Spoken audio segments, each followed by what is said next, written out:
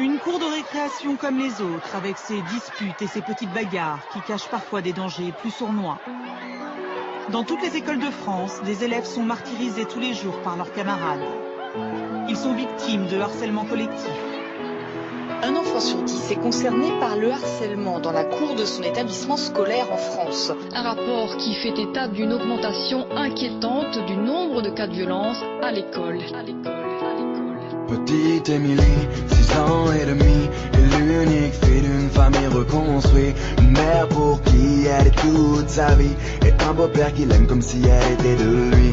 Si gentille, si belle, des yeux qu'on sorcelle. Pour toute sa mère, elle en était la prunelle. Elle ne pouvait pas vivre l'une sans elle. Leur relation était devenue plus que fusionnelle.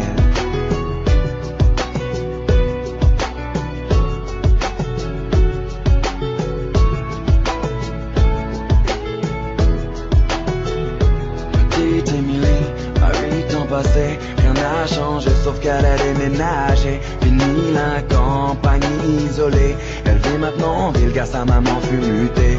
Une nouvelle école, de nouveaux amis. Elle ne mit pas longtemps à s'adapter à cette vie. Du haut de ses 8 ans on peut dire qu'elle est ravie, car tout va pour le mieux pour petite Émilie.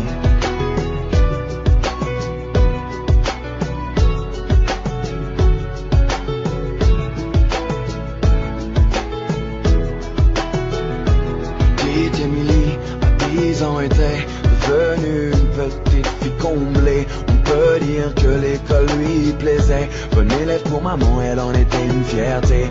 Un peu rondelette, de bonnes petites joues. Elle essuie les critiques de quelques jaloux. Devant les profs, ils l'appelaient bouffe-tout. Mais ce ne sont que des enfants après tout.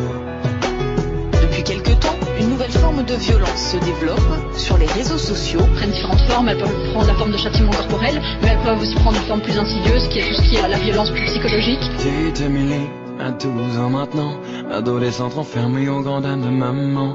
Fini le joli visage souriant, c'est une petite fille maussade qu'elle est devenue à présent. Faut dire qu'au collège, tout avait changé. Trop d'élèves ne faisaient que de se moquer. Partout elle se sentait rejetée, tantôt frappée, tantôt injuriée. Elle se demandait comment faire face. Elle était devenue le souffle-douleur de la classe. Sur les réseaux sociaux, ils l'appelaient la dégueulasse. Des photos d'elle tournées montrant